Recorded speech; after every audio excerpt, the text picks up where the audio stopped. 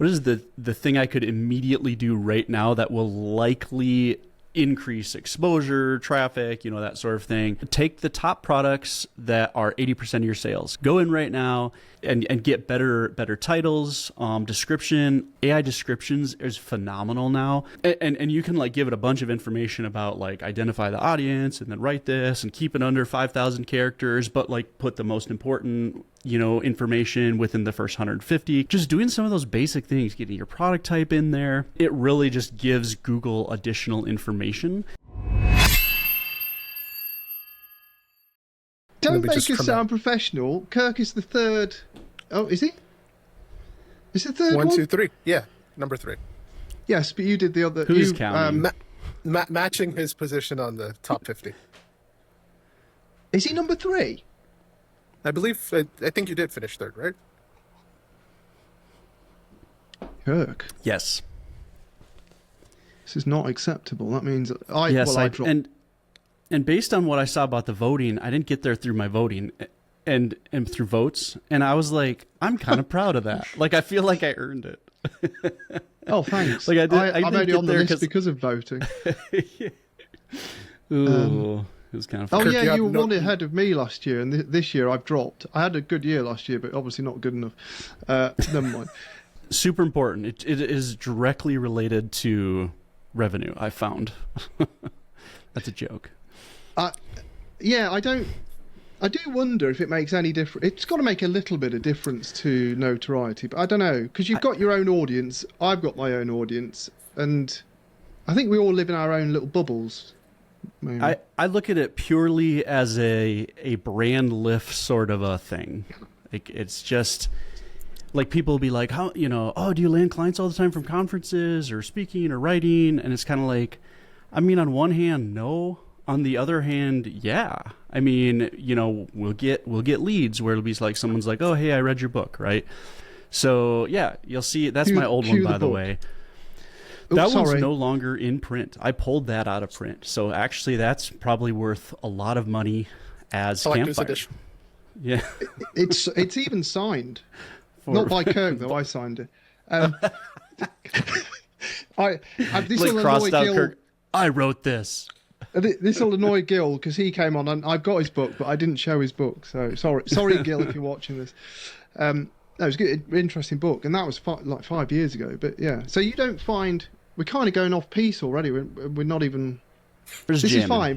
This can be part of it, and the intro can come after, because I think it's actually interesting because you do a lot of speaking, whereas I'm too timid to go on stage because I feel like I'll say something that will offend half the audience and maybe get put in a wood chipper at the end. But do you find it? So you don't necessarily do it for leads? Surely you do it for leads, or is it brand building for the agency? There are multiple motivations that go into it, just like for all of us. Number one, I enjoy traveling. Number two, I do enjoy like learning and presenting and speaking. But these are not in order of importance. These are in order of what I'm thinking of. By the way, yeah, I mean, and then there is kind of that brand lift thing, like we discussed. It all adds up, right? It all adds up into things like, the top 50, all that stuff kind of, I just find that it helps kind of maintain this overall inbound lead marketing thing that is part of like how we get leads. And I just don't really have direct attribution tied to where specifically those leads are coming. And at this point, I've just kind of given up trying to care. And I'm just, again, more going for that, like, just get my brand out there, keep churning out content, and the leads kind of keep coming. And so I'm just going to keep trying to do that. Yeah. Not very scientific, not data driven. You like traveling. I don't like traveling, which explains why I don't do it. And you enjoy it. And you did a very interesting video on Stop the Scale. I do remember that. I think I shared it, which was also interesting. We should probably link to that in this. Sorry, Ashwin, I took it off-piste. We can include this anyway. Hey, it's Ashwin and Ed. We're here with Kirk Williams, Google Ads shopping expert, e-commerce genius, and multi-author of several books. Kirk is here to talk to us today about Google Ads shopping and what he's seeing in Merchant Center with shopping ads, with PMAX, and how he's approaching e-commerce today. Kirk, we're super excited to have you here. Thank you. Yeah, thanks for having me. Great to be here. Great to chat. Question number one was, what type of retailers and e-com do you think Google works for? And this is quite a broad question because it could be a brand new account. Actually, we should probably look at it from a brand new business perspective, because obviously if someone's already advertising, it's probably working for them. Yeah, there are a few thoughts that I have on that. One would be, I actually think I look at that a little more individualistically than industry-wide, right?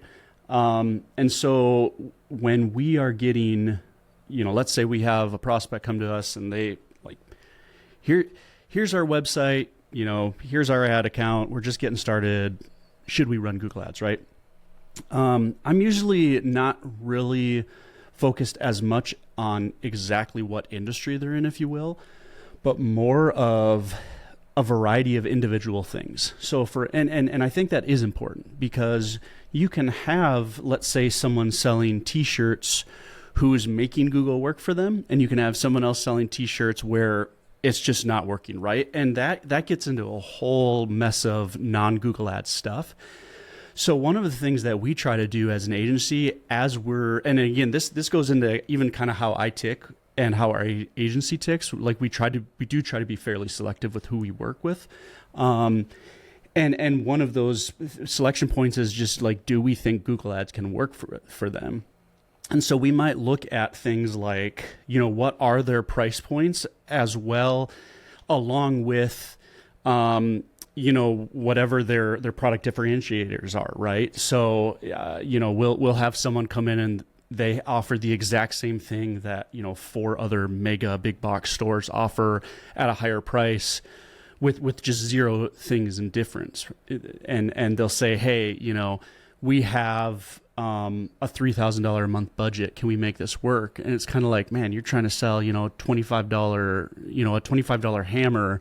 Why wouldn't someone go to our, Home Depot or whatever your retail? Do you know Home Depot? Does that name ring? Do you know that brand? Yeah, okay. Home Depot. Do you have Home Depots in Scotland, UK? I think we do have Home Depot in the UK. Oh. We have B&Q. I think we have Home Depot. Okay. But yeah. Okay. I was going to say, what's like the home improvement store there, like the big box one? B&Q. I don't know what B&Q stands for. But yeah, so do you... I got us on a rabbit trail. But anyways, hopefully that makes sense, and kind of like starting to dig into some of that stuff. Like, can this actually work? And so probably some of those core things would be like the budget that they do have. And then like, what are some of those differentiators? What does their website look like? Do we think that they're able to, and then we will look into like auction pricing and stuff for sure, just to get a general idea of, okay, here are overall the keywords we'd be buying, right? So what are those average CPCs? Just to try to start to get an idea of, do we think we can turn this? Because if at some point we've then find out we're like, hey, the only way you could be profitable is if we have like a 25% conversion rate on non-brand, you have to be selling 1 every 4 clicks sort of deal. Yes. I just don't think that's basically possible to start out and nail that. So like, I just don't think this is going to work, right? So that's, to answer your question, we kind of think of it a little bit more individualistically based on those factors than just a broader what does work for e-com or not. Do you find that potentially a big tell is if they are directly competing with Amazon, for example? If Amazon stocks it, it's cheap, it's available. Do you find that then it gets difficult to compete with something like that, the everything store? On one hand, yes. On the other hand, no, just because at this point, like, literally everyone is competing with Amazon. True. For us right now. Who knows what's going to change in the near future with that sort of thing too, because Amazon has changed a lot with, the sellers they've allowed in and that sort of thing. But I'll tell you, on the Amazon side, one of the things we look at is if they are running an Amazon store, Or maybe if their actual products and brand is on is on Amazon by other retailers, or if they're selling it, because then what starts to happen, especially if it's their own store, is we definitely see them click through on our merchant center, our shopping listings, and then purchase through Amazon. Oftentimes, shipping is faster or whatever. Sometimes even with stores, Amazon is cheaper for the exact same store, the exact same price, right? And that's definitely where we'll tend to kind of let them know there may be some value of incrementality that you can test for, but also you might struggle with this since you're already going aggressively on Amazon, unless there's some reason that someone should buy from you that's different from Amazon. And I'll tell you, we actually just started working with a client, and this is kind of interesting because their Amazon store is very, very, very consumer based. And so it really is just like, Joe Bob needs to go and buy one of the products, and so it goes to Amazon, right? They also have like this B2B kind of commercial side.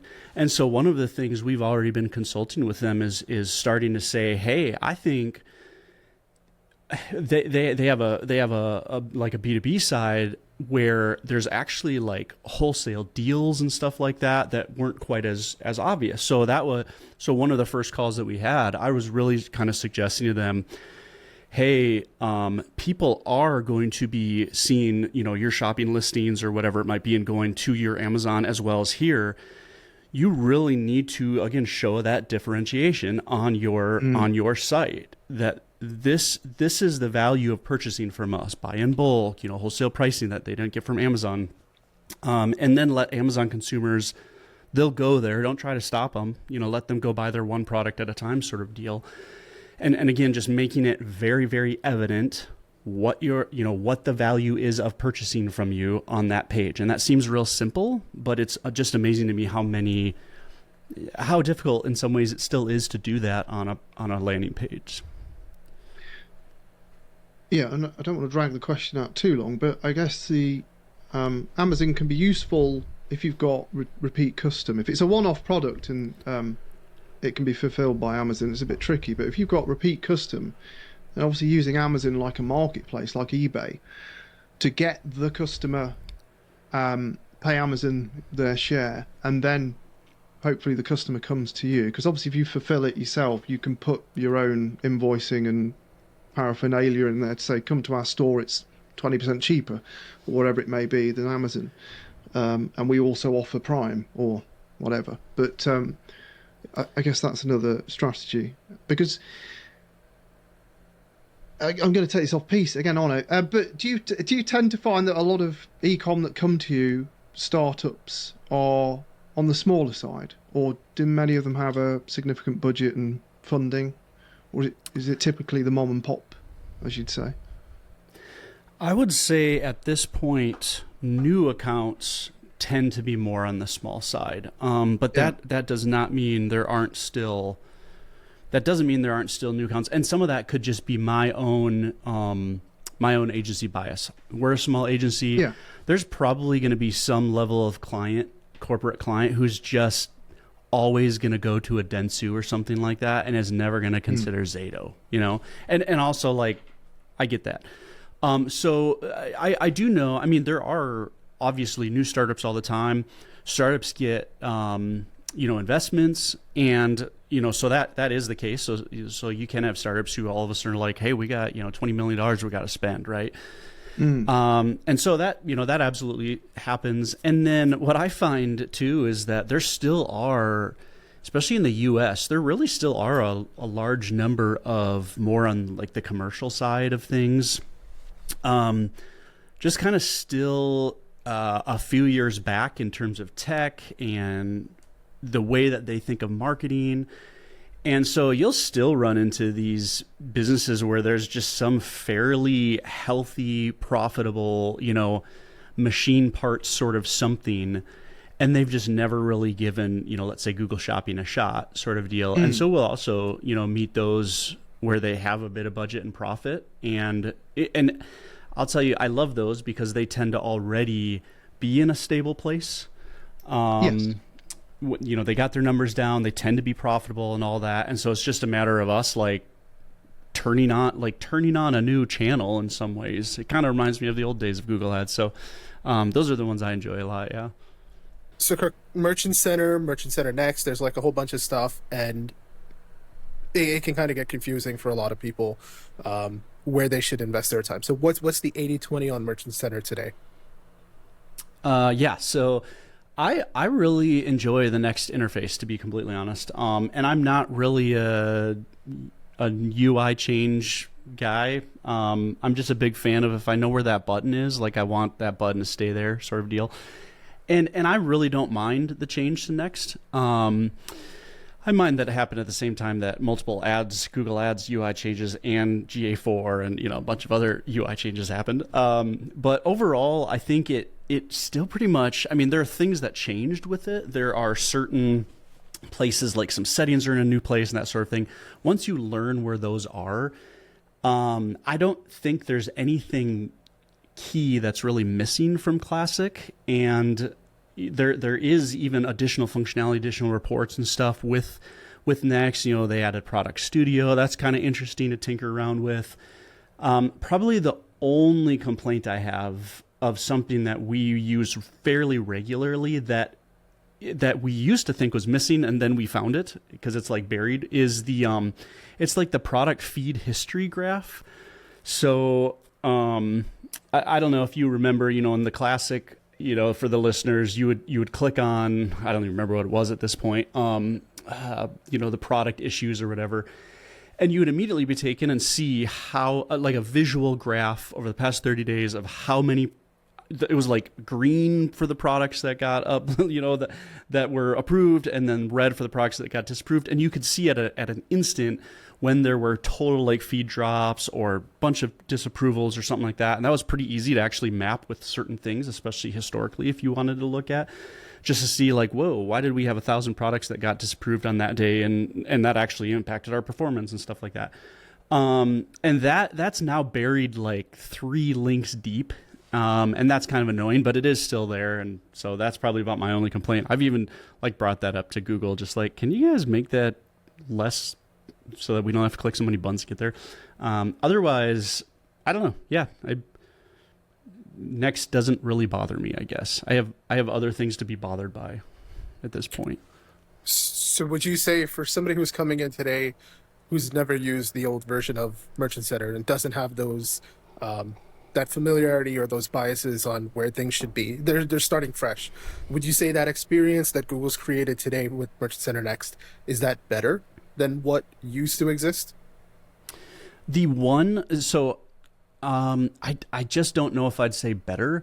I think I'd say equivalent, although I will say it just drives me nuts that we don't have easy access to data sources, that it's kind of hidden in the settings and stuff like that. I don't know. It used to be just on the main nav on the side. So that's a little weird, is it just seems like I still feel like I'm having to pause to think, okay, how am I supposed to get to my feed? Because I still call it a feed. Oh, yeah, that's right. It's in here. And I don't know. As opposed to just like, there it is. Click on it. So, yeah. It is what it is. Well, we've had our rants. Ashwin. Ed and I have had our rants about Google's UI and UX. It's tough to figure out. Usually when you encounter some kind of UX or UI decision that you're not comfortable with, you can usually see the logic behind it. Like, okay, other people would probably approach it this way. Maybe I'm in the minority, but with Google Ads, it's really difficult to figure out why they're doing these things. Oh, I hate the new ads UI, just to be clear. It's Merchant Center that I'm not as like meh. Again, other than, you know, and to your point, it's kind of like, you know, one of the most important things that you go to Merchant Center for. I almost am wondering, and maybe I'm alone in this, but I think Googlers are maybe thinking that we're just going to Merchant Center for a bunch of data and reporting and stuff. And unless some people are doing that more, there are some reports. That's just not typically where we're going, right? And so one of the reasons primarily that we open Merchant Center is we need to dig into products and data feeds, stuff like that. So it's just kind of weird to have the data sources section so hidden. Again, not that huge of a deal, but the ads UI is is on another level of annoying for so many reasons, as I'm sure you guys have hit, like so many campaign buttons. That's actually a joke that I've put into some of my sessions, where I'll tell people, here's my favorite report, and then I start walking them through, like clicking first you click campaigns, and then what you do is you go to campaigns. Then next you're going to click on campaigns, just to kind of show the foolishness. And even how like small, like I want to see the freaking stat, like the graph. Like, why'd you make that so small now? You know, it's like stuff like that. So anyways, rant over. You guys, refer to your past discussions for probably all the same points that I would bring up. 2010 was the pinnacle of UIs. Straightforward. It was still called AdWords back then. It was a spreadsheet on the screen and some charts if you needed them, and a condensed menu that didn't take up a third of the bloody screen. It was just, and everything was easy to get to. But someone has to justify their job, I guess, creating new buttons everywhere. Just very quickly on the for God's sake, Merchant Center. I know what I'm doing. Merchant Center, I agree with you. It's about the product feed. That should be front and center. It is slightly odd. However, I'm a bit rusty on it. You mentioned Studio. Is there anything in Studio, like one feature that you actually do use on a regular basis, or it's super handy that people should be looking at? Yeah, actually yes, but right now I've encountered a glitch with that. The only thing I like using it for, and so like I let Google know, and I haven't heard back from them yet. But I'm like, hey, and that is within Product Studio. There's a remove the background button click for images that's super helpful. So like we have, as an example, and this is what I was trying to do it with. We have a product that we pulled from a client, and for whatever reason, the background stuff it's all black, and it looks real weird. And so I just went in the Product Studio and was just immediately like, blip, delete the background, and it just bam, put it on a clear white background, whatever, and then I couldn't save it. So one of those like, wow, I'm so thankful for this tool, and then it didn't work. Like, okay, come on, man. But I want you to work. That's good. So that's a perfect example, because that's one of those things that sounds really trivial, but if you're not, if you don't use Photoshop, it's or a similar tool, then it would be a job that you'd have to literally give to someone else and wait for them to do. So it is. So Google is replacing us slowly. Yeah. So that's a great example. And even that, yeah, exactly. You like save the image to your computer and you open Photoshop and blah blah blah. Where it is literally in platform button click. I mean, the whole process takes 2 minutes, sort of a deal, when it works. I don't know if you guys follow Phil Kill on Twitter, but he posted last week. There was a product, I think it was like a probiotic capsule or something like that, product that one of their agency clients produces. And he basically took a photo of it, of him holding it in his hand, and he put it on GPT, and he had GPT 4.0 create 3 versions of it. One was just a plain background, one was on a tongue, and something else. And I was like they're just moving at such a rapid pace, and Google, to my knowledge, and I don't use Merchant Center a lot, but to my knowledge, Studio is exactly where it was when it came out a year ago.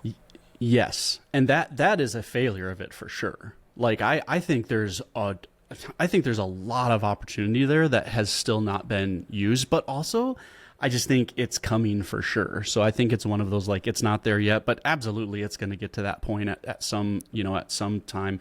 Right now, the most annoying thing with Studio, so with that, you can create a background sort of deal. It's extremely limited to what you're able to create. And then, and this is my biggest complaint, is you can't actually reprompt. So as you know, a huge part of image building, oftentimes that I found at least, is say okay, not quite that, now add this, or okay, yes, but now remove this. And you're it's like that conversation that you're working towards something. And this is a total, hey, you're going to have to restart this background thing again if you just want a little tweak. So that's an annoyance with it as well. So the background thing, especially with those other AI tools where you can create stuff that's so much better, Product Studio is nowhere close to that with that sort of thing. Yeah. and the ads, and they have a video function as well with Product Studio now. And a similar thing. It's just not very impressive yet. I think it will get there eventually, but not impressive.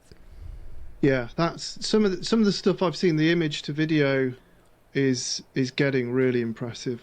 I showed my wife I think it was so someone prompted for an image of a lady leaning against a wall holding a bottle of perfume, and it looked real. She didn't even have 7 fingers. And then they prompted to, I don't know what they did it in, but then they prompted for her to step forwards, look at the camera and hold the perfume up. And it was not, I mean, it got a little bit jank at one point, but it's so close now. And I was like, okay, so you've got model, product person, camera person, sound, editor, choreographer, organizer, admin, all these people that just don't exist in that world because it's just someone prompting. That's a lot of jobs. Yep. I've done it again, haven't I? I've taken us off on the I don't want to be negative, but it's the creative industries. Yeah, it's really quite daunting what this AI potentially can do, because it's still not, it's still got jank, so it's still not all of it is useful. But the images are getting really good, really good. Although it makes me look ill most of the time, and it turned Ashwin into DJ Khaled when I prompted an image for. Oh, that was insulting on a personal level. Yeah, sorry about that. Added a load of bling. No, I don't blame you. It's my prompt skills, obviously. Right, moving quickly on. Right, biggest mistakes you see, Kirk, in specifically e-commerce Google ads, and these can be because I assume you do audits. People come to you. I don't know if you consult, but yeah, I mean, what do you see specific to e-com? Okay, let's see. I'll give you a couple of very tactical things, and then maybe more big picture philosophical. First would just be like super basic feed optimizations. It's still amazing how many brands are just not doing your basic feed ops. They're pushing up whatever product data they have, oftentimes not great, from Shopify to Google Merchant Center. A lot of times they're utilizing the Google and YouTube shopping app, which is not ideal for that reason. And so in some ways, like if someone was just like, what is the thing I could immediately do right now that will likely increase exposure, traffic, that sort of thing, I think it'd be take the top products that are 80% of your sales, because a lot of times you have that. You have 5 to 10 products, 80% of your sales. Go in right now. And something we'd like to do is look into our search terms report, just kind of build an idea of like who is our audience, who are they searching for, the people who are actually converting, and just like and get better titles, description. AI descriptions is phenomenal now. I have kind of this like big chat or prompt template that our team uses that I've built, where it's just like take this product page, you plug in the URL, and you can like give it a bunch of information about like identify the audience and then write this and keep it under 5,000 characters, but like put the most important information within the first 150, because that's how Google descriptions work, product descriptions. People, if they do see the descriptions in shopping, they'll most likely see the first like 150, but you can have up to 5,000, which is a ton of characters. And so that's one instance where we are actively using AI to help us, but just doing some of those basic things, getting your product type in there, it really just gives Google additional information. So that's probably one mistake with actually relatively an easy fix that we still see. And here's an interesting mistake that we've seen lately that has changed. And I'm curious to hear this from you, actually, if you see the same thing. But as we've done audits more and more, I've seen PMAX tactics go like the opposite way, which is now they seem to be obsessed with over-segmentation. So we'll go into some account, where there's like, you got $7,000 a month in spend, and there's like 11 PMAX campaigns in there.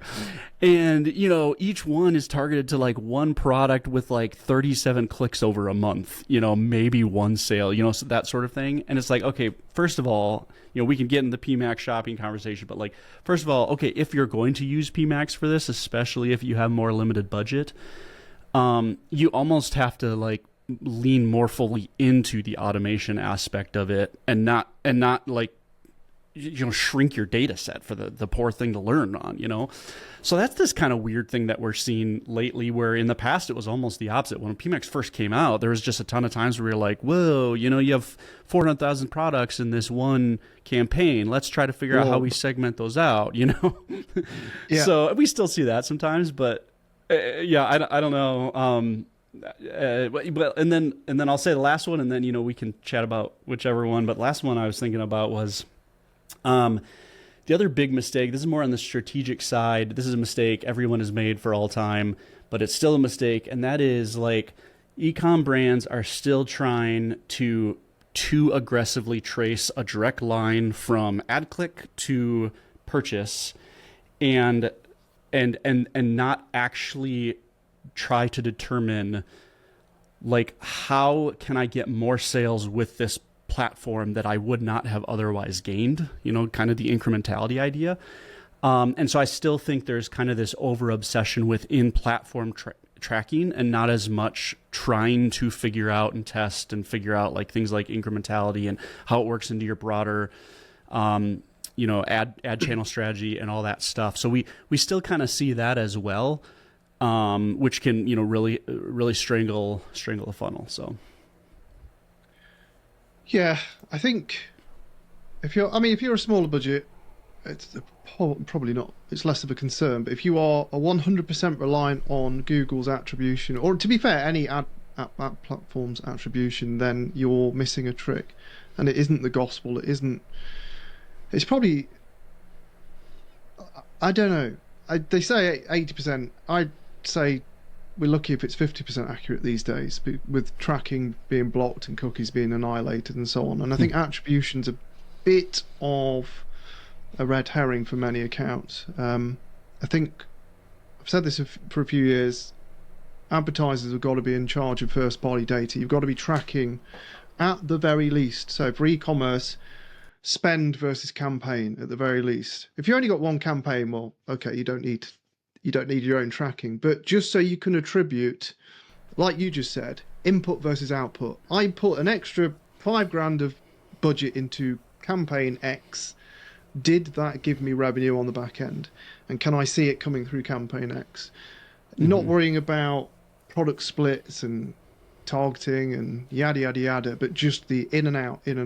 And the bigger you get, I think the more important that is. The bigger the inventory, bigger the budget, even more important it is to understand the simple input output, because Google, any attribution is not going to give you the true story, and the funnel's too complicated, the journey's too complicated, and it's getting crushed with all the tracking issues. So yeah, I think another piece of that too is like where actual scale and growth with Google Ads comes from. And I just think that is often, the focus is often turned to the campaign buttons, like the optimization buttons. So someone will be like, hey, I want to scale more aggressively with Google Ads. I want Google Ads to be a big channel for us. You know, we hear this a lot, right? So how do we do that? Up your bids. And the understanding is that it's something within the campaign itself or the account. Now, and that's where it gets tricky, right? Sometimes it is. Sometimes an account is more inefficient than it should be. Sometimes there are like key targeting things that are being missed. Hey, these are absolutely core. This is a core target audience. You're not utilizing it. Hey, first party data. You have no customer lists added in here. You have no audience lists, right? So sometimes there are failures in that for sure. And that's sometimes why it gets a little tricky. But what I find more often than not, especially I think as I've seen, like I think I would say from what I see, the e-com industry has matured in a sense with just their understanding of like the technical way that ad channels work and all that sort of thing, like brand operators and that. And so in some ways, I just think like the way you grow a demand capture channel like Google Ads is primarily by looking outside of it. So I think I think it's one of those, like, if you're looking at a small business and they want to know how they can actually grow their spend and how they can actually grow their business, I actually think that having some basic, well thought out campaigns as a place to start, and then like turning their attention and focus onto the levers in their business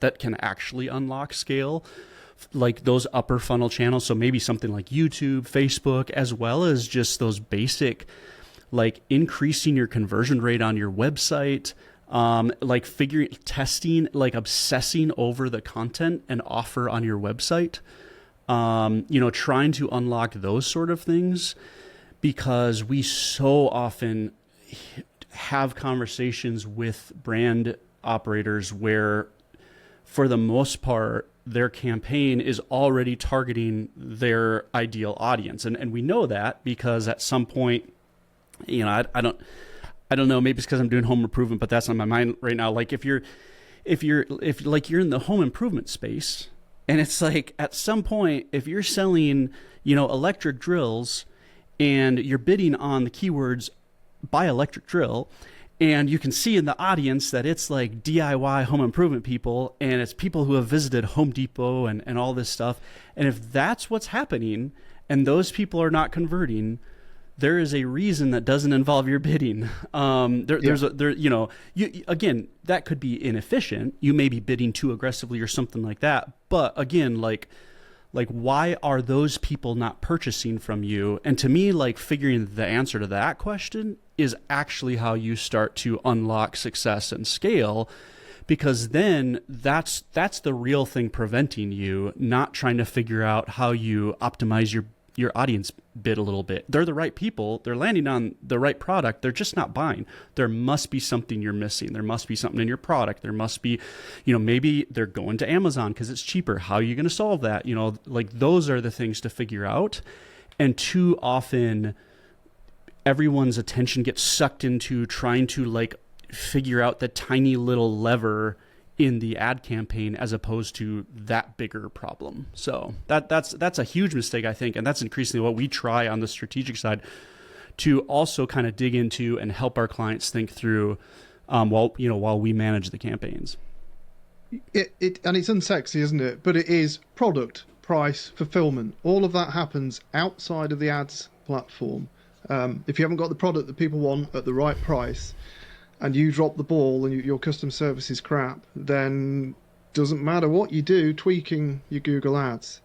It's the same for lead gen. If you're the person that operates the drill that isn't buying the drill, and you're not picking up the phone when a lead is calling you, well, you're going to lose it to the person that picks up the phone quicker. So it's, a hell of a lot happens outside the ads account. And for years, I was guilty of this for years. I'd be super optimizer, Mr. Efficiency, but sometimes the efficiency is at the cost of growth, because you're trying to be too efficient with everything and optimize the hell out of it, when actually sometimes the answer is a tweak in the business, and all of a sudden you can spend more, you can bid more because you convert more, and that unlocks the next level. Yeah. Mm-hmm. Yep. And I think it's just healthier for everyone in the industry for us increasingly to understand that, hey, this is the place in your brand success. And so, and like as an agency, okay, so how do we price for that place? How do we help support us being in that role and that place? How do we make sure we all understand this so then we can have, a good relationship and move forward? And transparently, I still think we're in a little bit of this transitional period where I still get, and like we're having a lot of these conversations where I'm really trying to educate prospects coming in as well as current clients as far as just frankly the limitations of what can occur with Google. Again, at a place where your account is already at some level of efficiency, right? I think a bad PPC manager can really screw up an account, but I think there are limits to what a good, quotation marks, great PPC efficient person who really is aware of data and really knows, how, I think there are limits to what they can do without all of that other stuff, right? So 100%. Hey, look, I sell God tier ads, as you know. I sell a training product. It's not a course, it's a product, it's a framework. But even I will say it's there as the framework. It's not going to fix the business. It's not going to make you, well, maybe I do say on the sales page it's going to make you top 1%, but that's only because the bar's so bloody low in the industry sometimes. But yeah, it's just, there's so much that happens outside the ads account. And I think with all this automation and AI being flavour of the month, year, past 2 years, 3 years, I think that's forcing people to think like that now, hopefully. I say people, marketers, to think more outside the ads account, which I think is a positive thing, and to explore those avenues. But I know it's tiring educating prospects, and it is, because you can spend a hell of a lot of time with a prospect that doesn't ever pay you. But I think to answer your where do we add value as an agency, as a freelancer, even as in-house, it's part of that education to make sure that you work with the right people, and that the prospect, who's probably a smaller business, if they're asking these kind of questions, probably really understands where Google's place is in all of this, and what is possible, but also what is expected of the business as well. And I think people respect you for that. And the people that don't respect you for all that, well, it's probably good for you that they run off complaining about you, because you don't want to work with them anyway. I love the stuff that you've been posting about tariffs and the kind of, I think, justified anger that a lot of small businesses are paying the price for what's happening with this, what is effectively a trade war. So what are you doing to think it through with, it doesn't necessarily have to be with your clients, but how are you approaching it?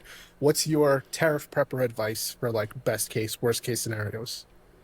It's one of, you got to love the third rail of politics, right?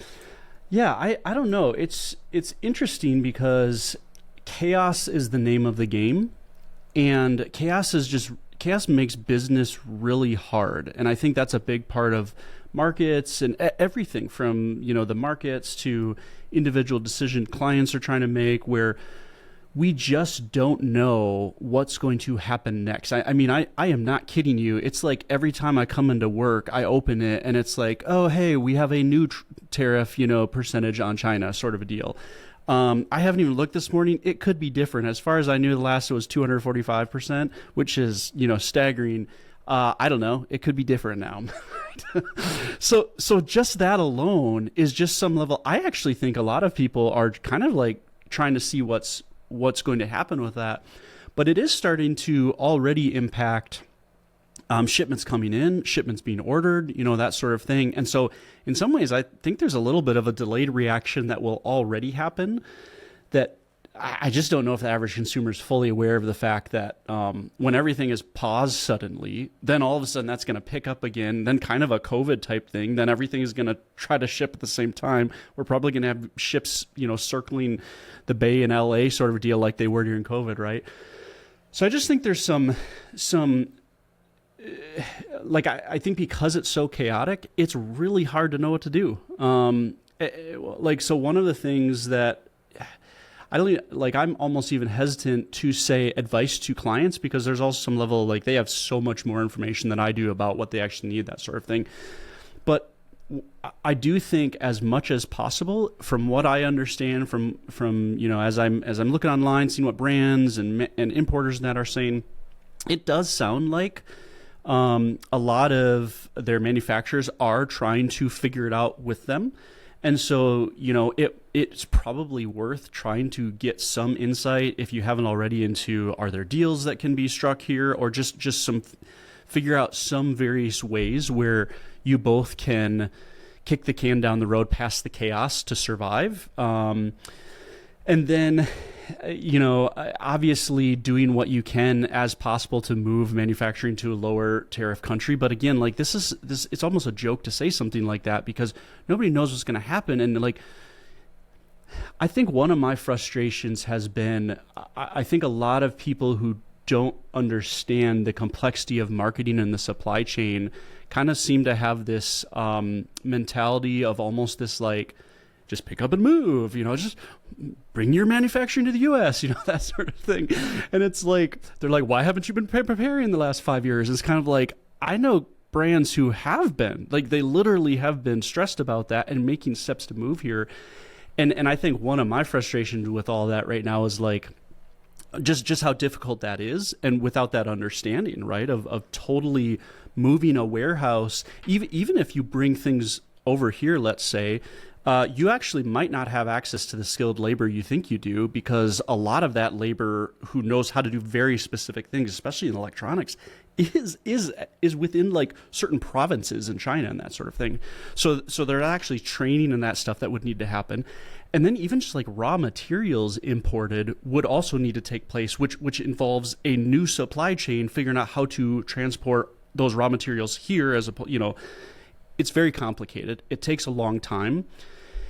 And so all that to say, I don't really know what to do and how to solve all of that. But I do know that I think everyone's like kind of doing their best. And one thing I will say, if it's a brand listening, so I'm an agency, I think there are a lot of ways where no one is in a better place for a brand to go bankrupt and go into $0, right? And so one thing I'd say is do like talk to your vendors, talk to those who you're working with and see if during the chaos you can like figure out maybe different scope arrangements, just kind of like how do we figure something out so that we can survive if things are, that dire for you, as I've been hearing with some businesses where it's kind of like if this goes on a couple months, they're not going to survive. If that's the case, try to be open and just have an open, honest conversation with someone like your vendor, and maybe you can figure out some way to reduce scope. They can reduce fees, something like that, so that you can kind of both make it through to the other side. Probably is at least on the PPC side, maybe something to consider. So it's tough out there. Sorry. Yeah, I think it's less of an impact if you've got stock. If you've got stock level, obviously. I do wonder how it will... I mean, of course, supply chain speed and fulfillment, if that slows down, that's one thing. But another thing is if your imports from, let's say, China are 200%, so your price, you've essentially tripled your price if you want to maintain your profit level, then is the consumer going to pay it? Or what proportion of the consumer can afford to pay it? And yeah, I mean, will it hopefully, well, this is sort of like a morality issue. I was going to say hopefully people stop wasting money on tap that they didn't need, but that doesn't help the businesses that sell the tap. And I mean that with the greatest respect. That's what hurts an economy, exactly. Yeah. Yeah. People probably spend too much on rubbish. I mean, Amazon Prime turning up every day. Did you really need it? But I don't want to lecture people. Do have a business proposition for you chaps, though. I'll buy a big boat with some containers on it, and we'll just park it outside of the jurisdiction of the US waters, and we'll get a dinghy off to shore, and people can buy what they want. Amazon rates, same day delivery. You just have to drive to the coastline. We'll stick you in the dinghy, and we'll take you to the boat with the cargo on it. All from China, no tariff, because we're not in US waters. But I don't like to travel, so it's already failed. But yeah, it's difficult. And the problem is politicians, as ever, they're politicking, and they don't give a toss about the little guys and gals. So they don't care what happens, really. They are, yes. I don't know. And it's not one, it's all of them, and it's just politics. Well, I don't get involved with politics. It's all a load of bollocks. They're all as bad as each other, but this is particularly mental. You're not allowed to say mental. It's not politically correct. Crazy is the word. But no, I don't think you'll have to say that either. I have to be No, careful. okay. As somebody with mental health issues, I give you full permission to use both those words. I do it all the time. Good. Yeah. So there's no answer to the tariffs other than they might end sooner rather than later, because he's doing bully boy tactics, which are he's trying to get the better. There is one thing that I take from being external to the US, is that Trump is a patriot and he genuinely loves the US and he genuinely wants the US to be on top, and he's using a very aggressive method to achieve that. So he's probably it's gamesmanship, but he's not concerned about short-term casualties for long-term gain. I think he's doing it for the reasons that he believes are right, and they favour America in the long run. But for everyone else, it's a bit. So I'm kind of, to be fair, Kirk, I'm glad you said you don't have the answer, because no one does. But it's an interesting talking point, and hopefully it just gets remedied sooner rather than later. And And like let me be clear, like I don't honestly really have a strong opinion on tariffs per se, for, against. Like I don't even know if I know enough about them in that sense to solve all that. I think for me it's more, what do we like? Clearly, to me it's the rollout, and clearly we're in such a state of chaos that, again, like what does the person with their small brand that they started up 3 years ago, that all of a sudden is faced with 3x cost in customs? You've heard some crazy stories of people going from 26,000 to 379,000 or something like that. Like what do they need to do? And I think the only reason, like Ashwin had mentioned, I think the only reason that I've gotten actually frustrated online is when I do hear people like blaming them or having no empathy for them as collateral damage. Because to me, like they entered the same system we as consumers are in. And it's like, we can all argue about whatever, but like we all buy stuff that is built on this system of this of global trade, right? Yep. They started a business in the system of global trade. We're all just trying to do our best and figure that out. And so at the very least, I do have empathy for them who started in that realm, where as they look to see where should I manufacture this widget, it was like not only it's like the skill as well was in another country. The skill, the materials, everything was there. And so it wasn't really a decision of, hey, do I want to spend $200 million to start something here? And I'm not even sure how I'd get the raw materials. It was more of a, cool, I have this idea, and here's how our system works. Someone may have some really good reasons for why that system should change, and that's fair. That doesn't mean that anyone's really done anything wrong in how they started their business in the old system, if you will.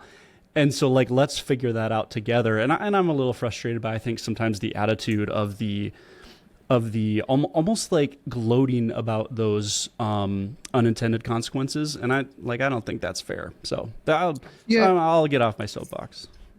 No, it's a good point, because even if you are in the perfect situation where you've got the stock and you have some manufacturing onshore, everything's working out great, there is still that, okay, everything's resolved in, let's say, a month, 3 months, whatever it is.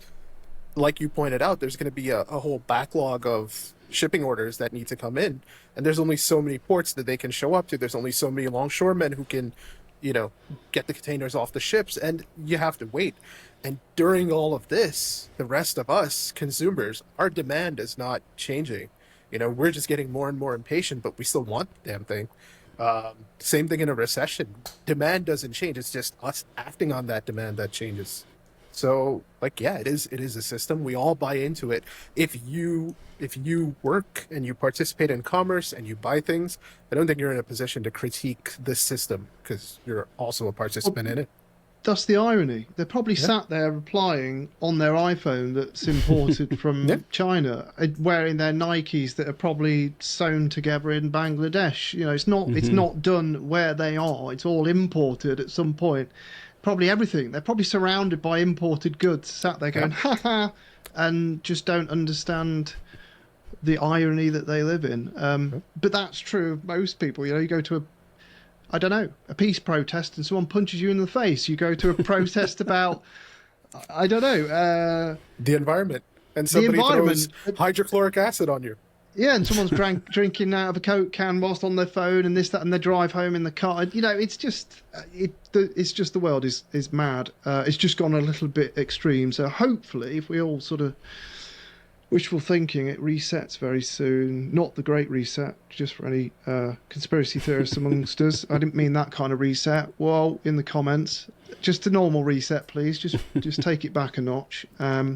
And then hopefully we'll get through it. But there will be a knock-on impact, like Ashwin just said, to supply chains and what have you. It's tricky. It's tricky. And not to drag us out any further, but like as a final stanza, Kirk, have you had any... is there any sort of change in your client base because of this? Has anyone paused advertising? Has anyone made any remarks that they're going to have to, or there are definitely conversations occurring. I think, I mean, this is so real time as well, right? And again, with my chaotic remarks in the beginning, like it's so real time and it's so chaotic that I think there's been a wise hesitancy by a lot of people to make huge sweeping decisions they don't have to. And I think some of that is, okay, even as that matures, okay, now we're a few weeks in, right? I think as that continues, we get more and more insight into, okay, how long is this actually going to be?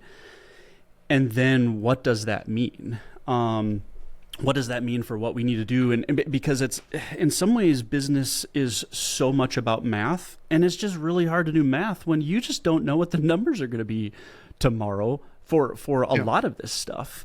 Even like moving manufacture to another country that's already set up for that, by the way, because if I say that and someone's immediately like, well, move it to the US. Well, you can't just throw up a warehouse.